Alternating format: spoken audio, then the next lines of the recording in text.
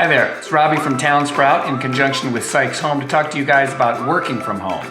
I've been working from home for about 15 years now, and I've learned some tips and tricks to help you get the most out of your office. These are more like good practice guides in order to benefit you and your work environment rather than another thing you need to worry about. They'll make your working at home experience actually easier. So let's get started. First thing you're going to want to do is choose a spot for your new home office.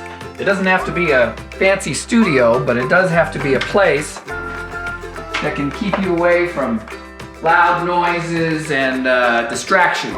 Right, Robbie? That's right. I bet you're wondering, wait a minute, there are two of them? Actually, there's three, including the Robbie behind the camera. Well, how do you think we get so much work done? It's also because of the environment we've set up for ourselves. Here, let me show them around. I'm always on camera. You go out there. No.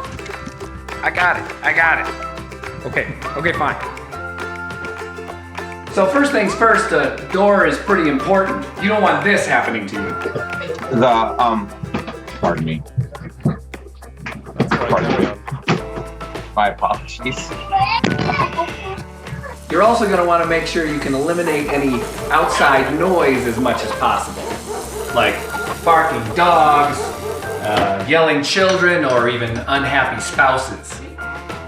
That's right. Also, when it comes to your workspace, there's a couple of things that you should consider. Here, I got this one. This is my primary video conferencing space. It's also where I read and answer emails. I have lights to help me look my best. They're elevated slightly above me so I don't look like an old horror movie. Also, facing a nearby window can work nicely too. Having a window behind you, though, ends up making it look like you're in the witness protection program. You don't want that. Also, the webcam should be elevated above eye level as well. This is a much more flattering angle and will help you look your best. It's also ergonomically much better for your back and neck, which can really cause some damage over time if you're not sitting up straight. Speaking of ergonomics, you're going to want a chair with support. It doesn't have to be a fancy chair, but at least one with a back that keeps your feet flat on the ground. I find standing actually much easier on my neck these days. So follow these tips and tricks, and you should be on your way to being a work-at-home warrior.